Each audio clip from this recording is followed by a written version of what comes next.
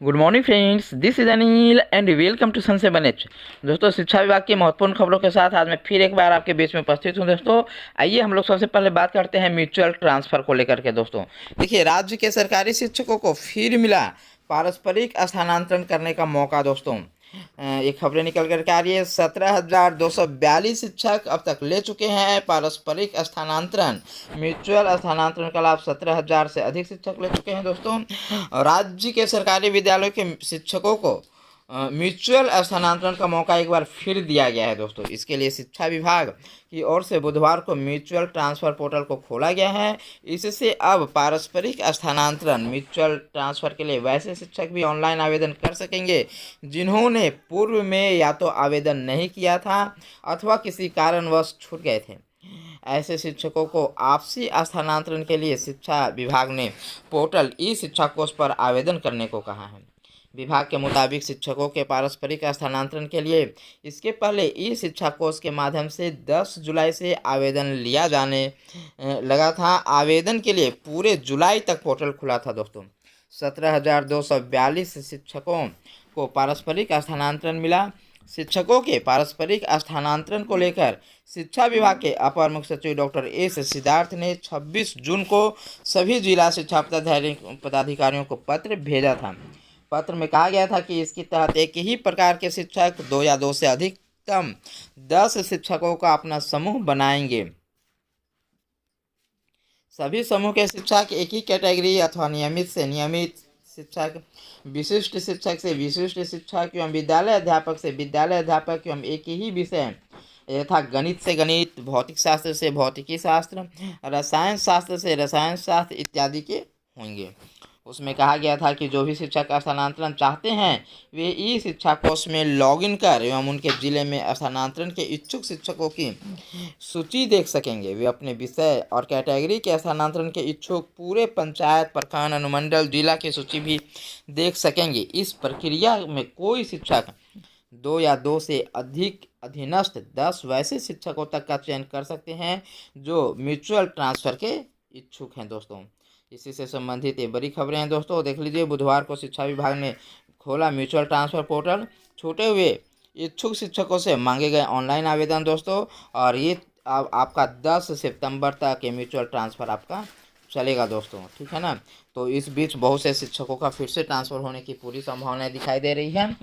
तो एक शिक्षा विभाग की तरफ से ये एक अच्छी पहल है दोस्तों कि म्यूचुअल ट्रांसफ़र पोर्टल को फिर से ओपन कर दिया गया है और ये अब लगभग 1 महीना आपका 10 सितंबर तक ओपन रहेगा पोर्टल। तो बहुत संख्या में शिक्षक इसका लाभ ले सकेंगे। दोस्तों, वहीं दोस्तों अगली खबर आ रही है TRE 4 को लेकर के। यहाँ पे देखिए, शिक्षकों की आधी रिक्ति ही TRE 4 के लिए होगी। दोस्तों, आधी रिक्ति TRE 4 के लिए और आधी रिक्ति TRE 5 के लिए रखा जा रहा है। दोस्तों, TRE 4 की अधियाचना BPSC को जल्द जाएगी। चौथे चरण शिक्षक भर्ती परीक्षा के पहले STT नहीं होगा। दोस्तों, STT होता तो फिर लेट होती, इसलिए इससे पहले STT का आयोजन नहीं किया जा रहा है और TRE 4 की अधियाचना बहुत जल्द BPSC को भेज दी जाएगी। STT आपका TRE 5 के पहले लिया जाएगा। दोस्तों, यहाँ पे देखिए, अपर मुख्य सचिव शिक्षा विभाग के डॉक्टर ए सिद्धार्थ सर क्या कुछ कहते हैं। शिक्षक भर्ती के लिए मिलने वाली कुल रिक्तियों में आधी रिक्ति TRE 4 के लिए होगी। दोस्तों, शेष आधी रिक्तियाँ TRE 5 के लिए रिजर्व रहेंगी। 1 लाख से अधिक रिक्ति आने की पूरी संभावना है। दोस्तों, तो ये मान करके चलिए कि TRE 4 में लगभग 50,000 रिक्तियाँ आ रही हैं और शेष आधी रिक्तियां जो 50,000 रिक्तियां जो होंगी दोस्तों वो TRE 5 के लिए रिजर्व रहेगी। TRE 5 अगले वर्ष 2026 में होगी। दोस्तों, TRE 5 के पहले STT आयोजित की जाएगी। ये शिक्षा विभाग के अपर मुख्य सचिव डॉक्टर ए सिद्धार्थ सर का कहना है। दोस्तों, वहीं देखिए, यहाँ पे राज्य के सरकारी स्कूलों में शिक्षक बहाली की कुल रिक्तियों में आधी सीटें 2026 में होने वाले विद्यालय अध्यापक नियुक्ति परीक्षा TRE 5 के लिए रिजर्व रखी जाएगी। इस वर्ष होने वाले TRE 4 में ही कुल रिक्तियों की आधी संख्या पर ही बहाली होगी। दोस्तों, TRE 4 की रिक्तियां आने के पहले STT माध्यमिक शिक्षक पात्रता परीक्षा नहीं होगी। TRE 4 से पहले दोस्तों STT का आयोजन नहीं किया जाएगा, यानी STT अब TRE 5 के पहले STT होगी। दोस्तों, ये कन्फर्म हो गया है। शिक्षा विभाग ने TRE 4 की तैयारी तेज कर दी है। शिक्षा विभाग ने सभी जिलों से कक्षा 1 से लेकर के 12 तक के लिए शिक्षकों के लिए रिक्त पदों की रिपोर्ट मांगी है दोस्तों। शिक्षकों की रिक्ति आने के बाद रोस्टर क्लियरेंस होगा। संभावना है कि जल्द ही TRE 4 के लिए रिक्ति संबंधी अधियाचना BPSC को भेजी जाएगी।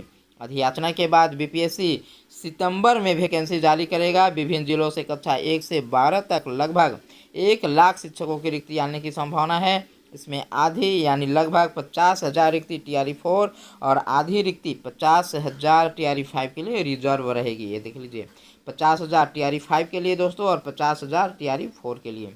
शिक्षा विभाग को अभी तक कक्षा 9 से 12 तक के लिए विभिन्न जिलों से लगभग 25,000 की रिक्ति की संभावना है। यह रिक्ति विषयवार है। प्रारंभिक स्कूलों में रिक्ति कम आ रही है। TRE 3 के तहत चयनित सभी शिक्षकों और प्रधान शिक्षकों की ज्वाइनिंग पूरा होने के बाद वास्तविक रूप से गणना हो सकेगी।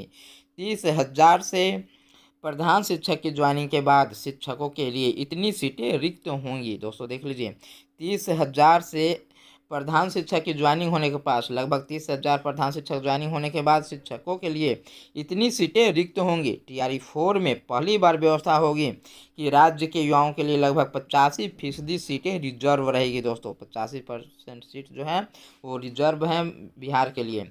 15% सीटों पर ही दूसरे राज्यों के निवासी को लाभ मिलेगा।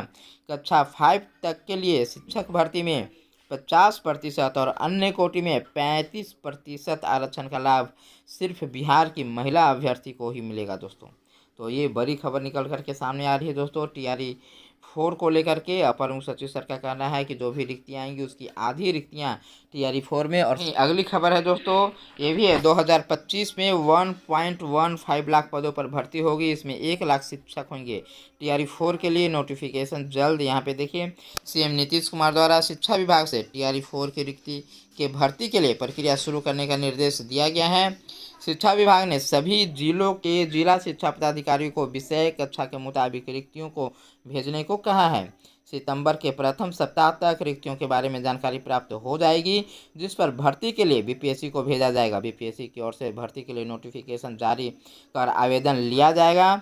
शिक्षा विभाग के मुताबिक BPSC TRE 4 के माध्यम से 1 लाख पदों पर भर्ती होने का अनुमान है। यह बहाली इस साल के अंत तक हो जाएगी। लेकिन दोस्तों ये जो आपका है TRE 4 में अब इसको 50,000 लिया जाएगा और TRE 5 में शेष आधी रिक्तियाँ ली जाएगी दोस्तों। ठीक है, नेक्स्ट यहाँ पे देख लीजिए, विभाग से मिली रिक्तियों को भरने का काम जारी है। 6 अगस्त से 10 सितंबर तक शिक्षकों का म्यूचुअल ट्रांसफ़र होगा दोस्तों। म्यूचुअल ट्रांसफ़र से संबंधित भी एक खबर निकल के आ रही है कि ये पोर्टल जो है वो शिक्षकों के लिए खोल दिया गया है और 6 अगस्त से 10 सितंबर तक म्यूचुअल ट्रांसफ़र के लिए आवेदन आप कर सकते हैं दोस्तों। देख लीजिए, 17,242 शिक्षकों का म्यूचुअल ट्रांसफ़र हुआ था और इसके बाद अब हजारों शिक्षकों को ट्रांसफ़र के लिए संबंधित वर्ग नहीं मिले। इस वजह से निर्धारित तिथि तक लगभग 70,000 शिक्षकों का ट्रांसफ़र नहीं हो सका है और इसकी शिकायत शिक्षकों ने संबंधित अधिकारियों से की। इसको ध्यान में रख करके 6 अगस्त से 10 सितंबर तक म्यूचुअल ट्रांसफ़र पोर्टल खोला गया है, जहां शिक्षक आवेदन। अगली खबर जो है वो बिहार के 65 लाख वोटरों का ब्यौरा दे आयोग। कोर्ट का कहना है, सत्यापन शीर्ष कोर्ट ने कहा, हम प्रभावित होने वाले हर मतदाता से संपर्क करेंगे। मसौदा सूची से नाम हटने के मामले पर सुनवाई यहाँ पे हो रही थी। निर्वाचन आयोग बिहार में मसौदा मतदाता सूची से हटाए गए मतदाताओं की जानकारी प्रस्तुत करे और इसकी एक प्रति गैर सरकारी संगठन एसोसिएशन फॉर डेमोक्रेटिक रिफॉर्म्स को भी दे, सुप्रीम कोर्ट का कहना है दोस्तों। ये देख लीजिए, 9 अगस्त तक चुनाव आयोग से सुप्रीम कोर्ट ने जवाब मांगा है दोस्तों। SIR पर 12 से सुनवाई शुरू होगी। पीठ ने कहा है कि वह 12 अगस्त को निर्वाचन आयोग के 24 जून के आदेश को चुनौती देने वाली याचिकाओं पर सुनवाई शुरू कर रही है और NGO उस दिन अपने दावे रख सकता है। पीठ ने बिहार में निर्वाचन आयोग की SIR प्रक्रिया को चुनौती देने वाली याचिकाओं पर विचार करने के लिए समय सीमा तय की थी और कहा था कि इस मुद्दे पर सुनवाई 12 और 13 अगस्त को होगी दोस्तों। देख लीजिए, 75% नाम BLO की सिफारिश पर शामिल हुए हैं और प्रभावित मतदाताओं से जरूरी जानकारी लेंगे। दलों की सूची दी पर कारण नहीं बताया गया है। पीठ ने NGO की ओर से पेश अधिवक्ता प्रशांत भूषण से कहा कि नाम हटाने का कारण बाद में बताया जाएगा। क्योंकि अभी यह केवल एक मसौदा सूची है। भूषण ने दलील दी कि कुछ राजनीतिक दलों को हटाए गए मतदाताओं की सूची दी गई है, लेकिन उन्होंने यह स्पष्ट नहीं किया है कि उक्त मतदाता मर चुका है या पलायन कर गया है दोस्तों। तो ये बड़ी खबरें हैं और लगातार इसकी 12 अगस्त से फिर से सुनवाई शुरू होगी दोस्तों। जो भी 65 लाख मतदाताओं का विवरण 9 अगस्त तक प्रस्तुत करने को कहा गया है। कोर्ट ने आयोग से कहा है कि हम प्रभावित होने वाले हर मतदाता से संपर्क करेंगे और ज़रूरी जानकारी प्राप्त करेंगे दोस्तों। देखिए, ये महत्वपूर्ण खबरें आज की थी दोस्तों। इस वीडियो में फिर मिलते हैं अगले वीडियो में। आप सबसे बने इसके साथ।